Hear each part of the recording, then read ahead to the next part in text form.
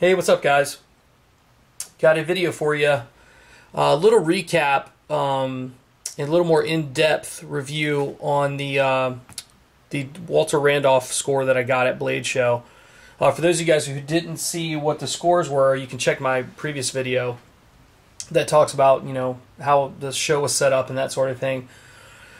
But this is my Grail knife. This is probably, and I would say it definitely is the nicest knife I've gotten so far in my collecting. So I've been collecting right around a year as of now. I think it was June of last year is where I really started to dive in a little bit.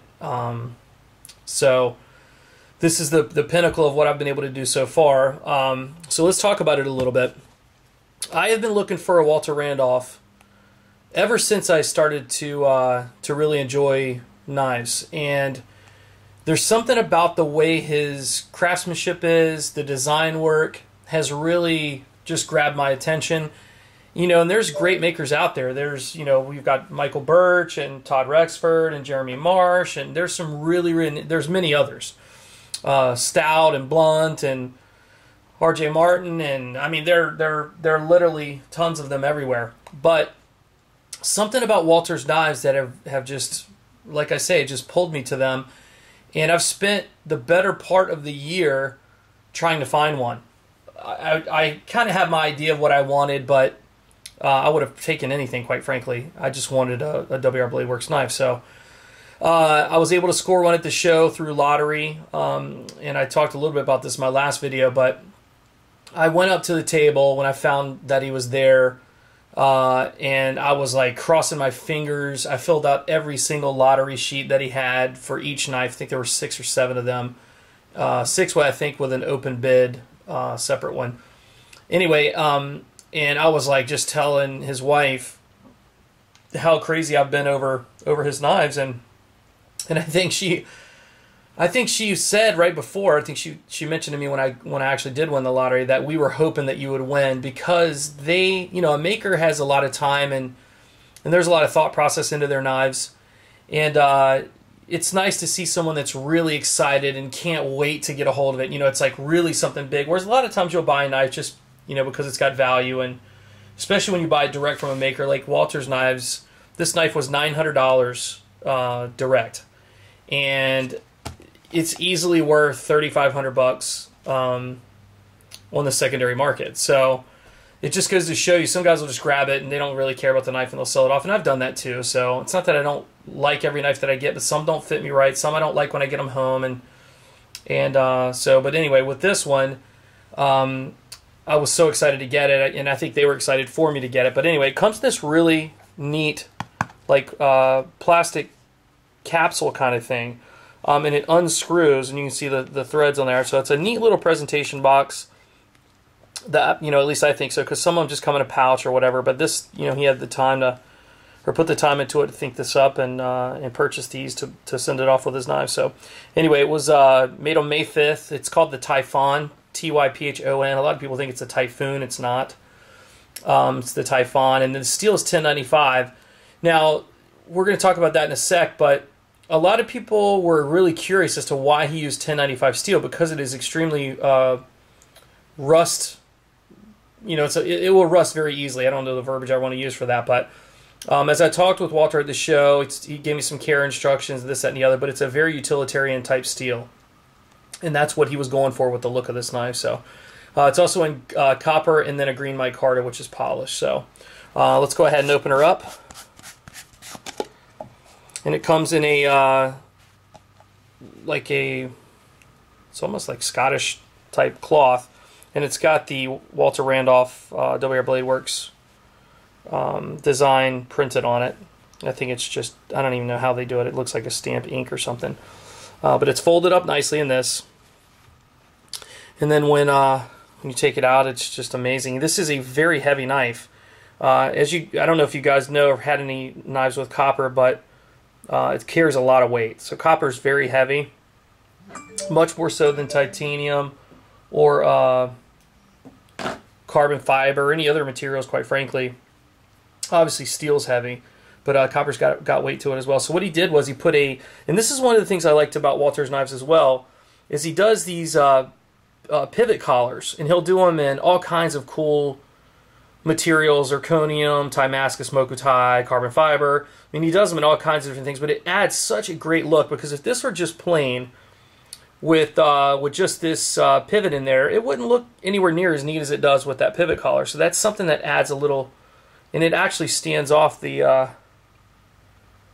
if it'll focus in. See, it's actually sticks off a little bit, so there's dimension set to it as well.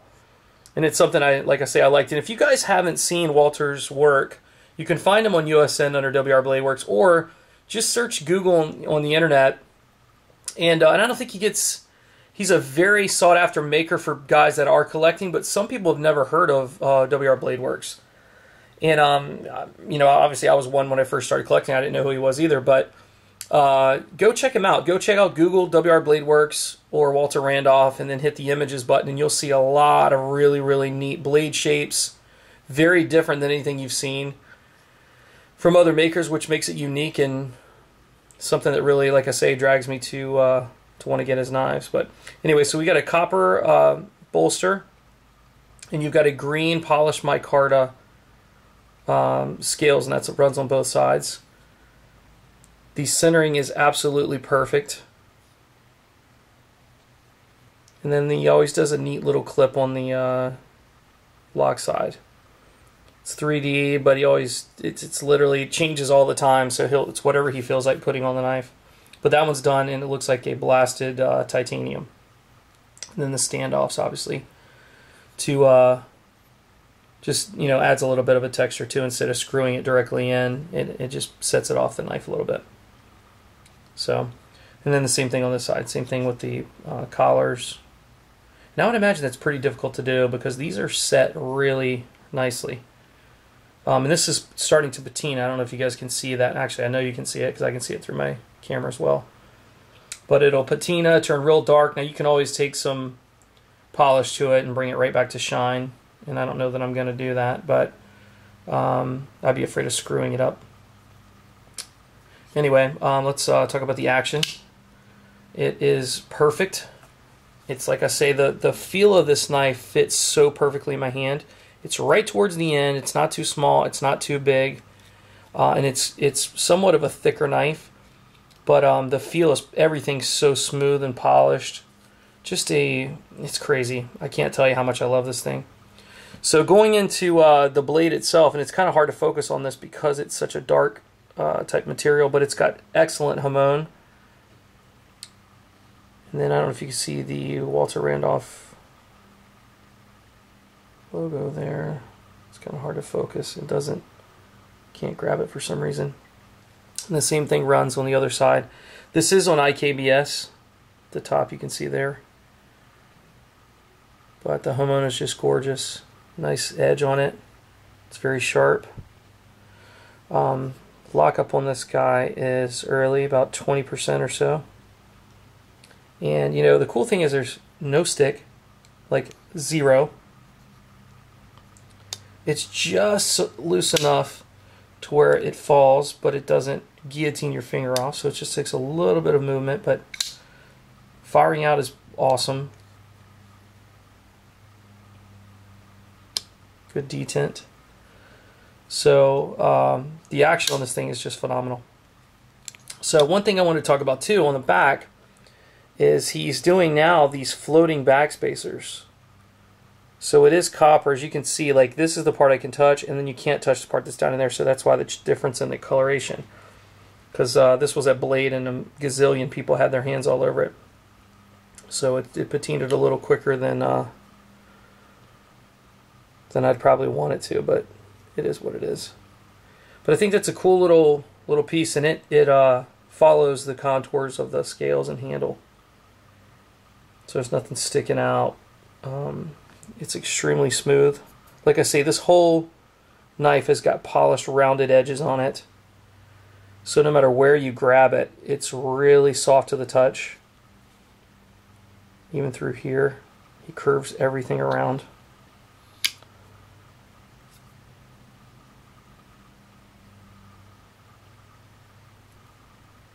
Nice jimping on the flipper tab. Just a Unbelievably great knife. So I just wanted to take a few minutes and give you guys a little closer look and a little more in-depth view on WRBladeworks knives. So like I say, I mean, if you guys get the chance to grab one, I know they're expensive, they really are, but you know, some people say, oh my god, I would never pay, you know, $3,000 for a knife. And truthfully, I said that same thing. I've bought some really expensive knives. My set limit was always $1,800. And actually, I didn't even pay that for this. This was only $900, but it's because I got it direct. If I would have bought this from somebody else, it would have cost probably $3+. But you know, the cool part about this knife, and Walter told me, was, and the truth of the matter is, and I'll say this too, there were 6 knives there. As you guys have seen or been watching my videos, my taste lies more towards a flashier type knife, if that makes sense. I like a little bit of bling on there. I like some shine. I love hand-rub satin blades, that sort of thing. So of the 6 knives there, this probably would have been the one that I wouldn't have bought. But it just so happened that I want it. And it's kind of funny because it's grown on me. Not something I'd usually do, but this one had the most lottery entries in it than any other knife he had at the show, which was really weird because I wouldn't, like I say, I tried to get all of them, so I put my name in for every knife, but this would have been the last one that I would have thought would have made it. But there's a lot of guys in the knife world, collectors-wise, that really like dark, you know, the acid stonewash, the real utilitarian where they can take it out in the field and tear it up, and you can't see it as much as you could on a knife that's got a satin and Timascus and Mokutai and zirconium and all those flashy materials. So I get it. This is more of your long-time knife collector guys that really enjoy using their knives, and that's what they would want this for. So the patina will be great for them. They love that. They just love the materials matched together, nice and dark, and the dark clip and the dark blade. So I just found it funny that it's not one that I would have chosen prior to Blade, but I love this knife. I mean, it's really unbelievable. It's really the feel that gets me. I like heft. I like weight. I'm not a big fan of really small knives. You know, I've got a few. I'll give you an example just to show you, like an Umnumzon, just for some size purposes, but like it's about the same size.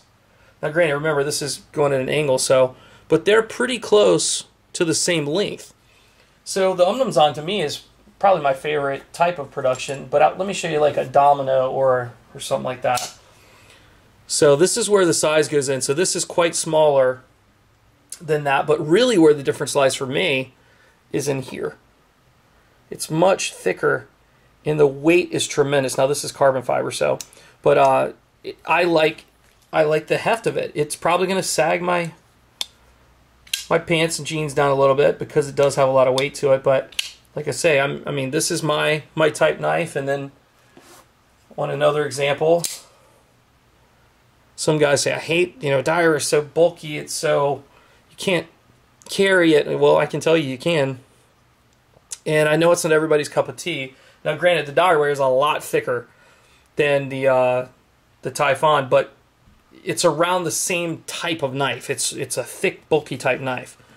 So anyway, just thought I'd show you guys how excited I was to grab it. And if you don't know who he is, go find him. Go check it out. His books are closed, and I've been begging him for a year to make me a knife, and I just can't get him to do it because his books are closed. So I asked him the other day at Blade Show, you know, at what point do you think you're going to open up your books? And he said, probably in the next 4 to 5 years.